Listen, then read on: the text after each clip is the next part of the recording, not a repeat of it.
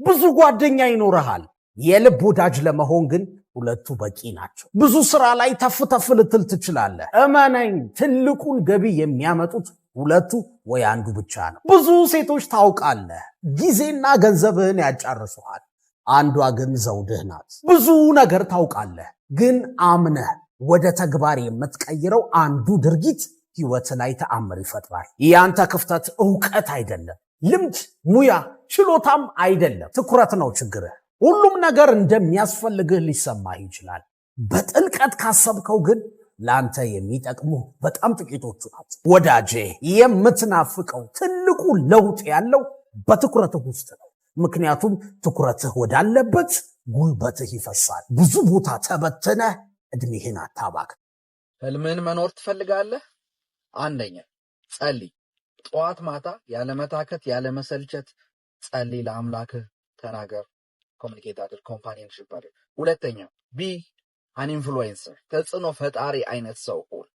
በቤትህ፣ በቤተሰቦችህ፣ በዘመዶችህ፣ በጓደኞችህ፣ በአካባቢ፣ በስራ ቦታ፣ በሁሉም ቦታ ተጽዕኖ የሚፈጥር ሰው ሁን። ኢንስፓየርድ አድርግ ሌሎች። ሶስተኛ በምንም አይነት ሁኔታ የመካከለኛነት ወይንም ዋት ዊ ኮል ኢት ይሄ ሚዲዮከር ላይፍ ለመኖር አትፍቀድ። የማይሞቀው የማይበርደው አይነት ሰው እንዳትሆን በጭራሽ ማለት ነው። ለተመሳሳይ ሐሳብ ፎሎ ማድረግ እንዳይረሳ። እምቢ ማለት መልመድ አለብህ። ከሰዎች ጫና ውጣ። በሰው ጭንቅላት ማሰብ ማቆም አለብህ። ለአንተ ህይወት የሚወስኑት ሌሎች መሆን የለባቸውም። ከ30 በፊት በራስ መወሰን፣ በራስ መተማመን፣ የምትፈልገውን ለማድረግ ራስ መወሰን መጀመር አለብህ።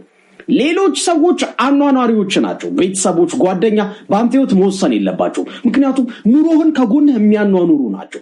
ያንተ ኑሮ ማለት መጀመሪያ ያንተ ህይወት፣ ከዛ ነገ የምትመሰረተው ትዳር፣ ልጆች ናቸው ኑሮህ ማለት። ሌሎቹ የሚያኗኑሩ ናቸው። ስለዚህ በራስ መወሰን መጀመር አለብህ ከ30 በፊት። ጠንክሮ አንድ ሰው ነገር ይለወጣል ብሎ ካሰበ የማይደርስበት ምንም ምክንያት የለም። ግን ለመለወጥ are you ready? yes ሯጮች ለመሮጥ ሬዲ ሲተኮስ ይሮጣሉ። ምንም ምርጫ የላቸውም። ስለዚህ ያለው ምርጫ ነው ማለት ያን ምርጫ አድርጌ ነው። ወገኖቼ ሆይ ስንፍና የድህነት ማግኔት ነው።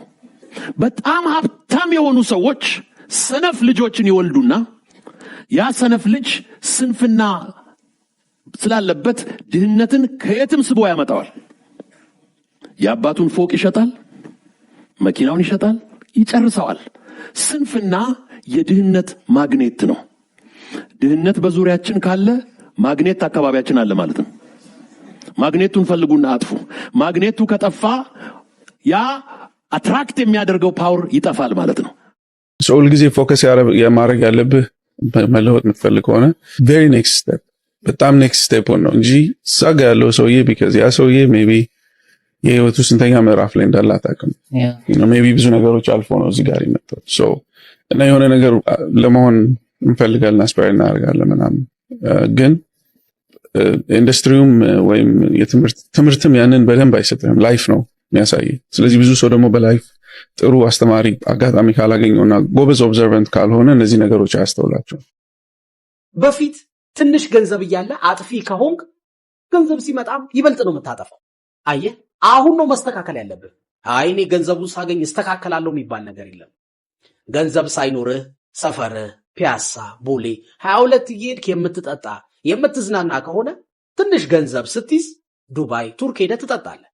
ቦታ ትቀይራለህ እንጂ ጸባይህ አይቀየርም። አየህ፣ ገንዘብ ትንሽ እያለህ ለቤተ ክርስቲያን መባ ወይ አስራት ካልሰጠ፣ ለመስጂድ መባ ካላወጣ ነገ በጣም ብዙ ሲኖርህም አትሰጥም። ገንዘብ ሲመጣ የሚቀየር ማንነት የለም።